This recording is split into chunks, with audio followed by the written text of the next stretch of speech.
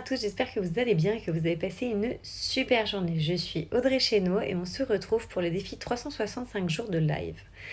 Euh, donc j'ai eu une journée hyper riche pour ceux qui ont suivi. Aujourd'hui c'était les 10 ans de rencontre avec mon chéri et c'était l'anniversaire de ma maman. Donc c'était une super journée célébration. Coucou, bienvenue, comment vas-tu la douce naissance? Et donc je voulais vous parler du fait de demander de l'aide. Parce que, bonsoir Sylvie, bienvenue. J'étais la première, je crois que j'étais championne du monde pour ne pas demander de l'aide. Il y a quelques années, il y a un certain nombre d'années, j'étais vraiment la championne du monde. Pour que vous ayez une idée, quand j'ai connu mon mari et qu'on s'est installés ensemble, coucou Cathy, bienvenue parmi nous. Quand j'ai connu mon chéri, qu'on s'est installés ensemble ou quand il venait chez moi, je ne lui laissais monter absolument aucun meuble. D'accord? Pour moi, c'était inconcevable. J'étais capable de monter un meuble toute seule, etc.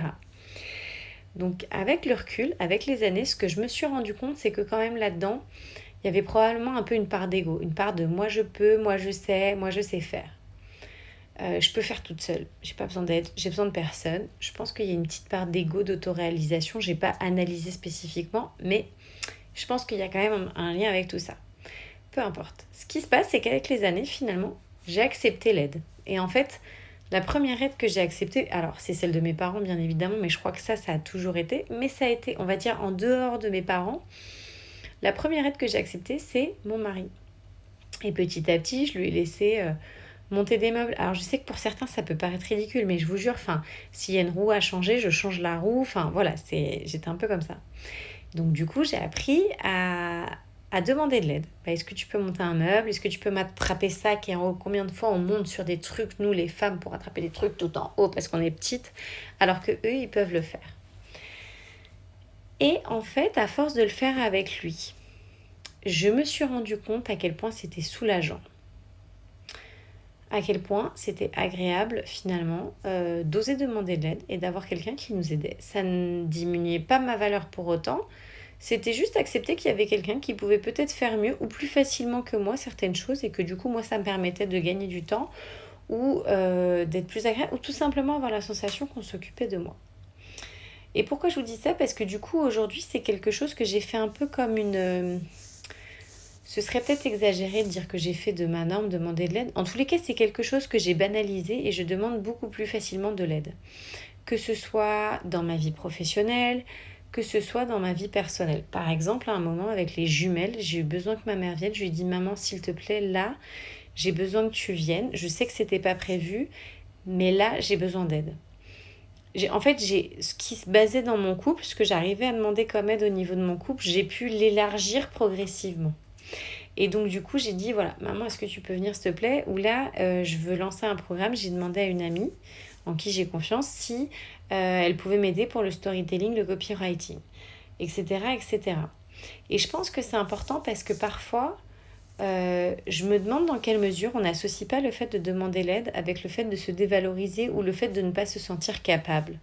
Et je pense que demander de l'aide, ça ne veut pas dire qu'on n'est pas capable de le faire. Ça veut juste dire que peut-être il y a quelqu'un qui peut le faire plus rapidement ou plus vite que nous, ou alors c'est quelque chose qui lui plaît qui, nous, ne vient pas nourrir nos valeurs. Et c'est pas parce que ça vient pas nourrir nos valeurs et que je décide de pas le faire que je ne peux pas le faire. C'est juste que cette personne-là, peut-être que ça l'embête pas, peut-être que ça fait partie de ses valeurs, peut-être que c'est plus facile pour elle, ou peut-être qu'elle le ferait mieux. Et je pense que c'est important parce qu'en fait, moi je vois une vraie différence entre quand je demandais pas d'aide et quand je demande de l'aide. Et du coup, pour faire un parallèle, alors c'est encore deux thèmes différents, mais juste assez rapidement, on parle beaucoup de charge mentale ces derniers temps et je disais en toute confiance avec une amie, parce que je sais que c'est un thème très délicat, et donc je disais en fait c'est vrai que la charge mentale c'est quelque chose que je ne connais pas, ça ne me parle pas. Et en fait là, on va dire ça va faire bientôt 2 semaines que je suis seule avec les jumelles, on va dire que j'ai pu toucher du doigt et encore peut-être ce que peut être la charge mentale. Pourquoi? Parce qu'en fait, je me suis rendu compte que quotidiennement, on répartissait les tâches, etc. Mais c'est aussi parce qu'à un moment, j'ai su demander. Alors, mon mari l'a toujours fait spontanément, mais je veux dire, au-delà de ça, c'est parce qu'il y a des moments même dans ma vie pro, en tant qu'entrepreneur, il y a 10 000 trucs administratifs à faire ou parfois des trucs à rédiger. J'ai su demander de l'aide. Et ça m'a soulagée. En fait, demander de l'aide, c'est pas se dévaloriser, dire qu'on est nul ou qu'on ne sait pas faire. C'est juste dire, ok, très bien, là peut-être que quelqu'un peut mieux faire que moi, peut m'aider, etc. Et bien sûr, parfois on va payer des services et parfois pas. Je veux dire, ça dépend des situations. Mais je pense que c'est important parce que ça peut autant nous aider dans notre vie pro et dans notre vie perso. Et je sais pas dans quelle mesure parfois, de par l'ego, on n'ose pas forcément. Donc celles qui sont présentes, dites-moi ce que vous en pensez. Est-ce que ça vous parle? Est-ce que c'est facile pour vous de demander l'aide? Est-ce que c'est difficile? Mais ce que je vois quand même quand je parle avec des copines ou quoi, c'est que pour elles, c'est pas forcément évident de demander de l'aide. De dire, là, j'aimerais bien demander à ma maman qu'elle vienne m'aider ou à ma copine, ou de dire à mon mari. Parfois, c'est juste le mari de dire, est-ce que tu peux vider la machine à laver? Je sais, alors après, il y a tout le débat, ça devrait pas. On devrait pas demander. Je veux pas rentrer là-dedans. Je veux dire aussi, est-ce qu'on demande? Donc, je sais pas, je vais attendre un peu pour voir s'il y a des commentaires. Pour voir si ça vous parle ou pas. En tous les cas, ce que je sais, c'est que ma vie, elle est un peu plus légère depuis que j'ose demander de l'aide. Et c'est vraiment le terme oser demander de l'aide. Au pire, la réponse c'est non. Mais de toute façon, si je n'avais pas posé la question, la réponse ce serait non quoi qu'il arrive. Donc le fait de poser la question, bonsoir Igloulou. Le fait de poser la question, ça aide. Donc je sais pas si vous m'entendez. J'espère que vous m'entendez du coup.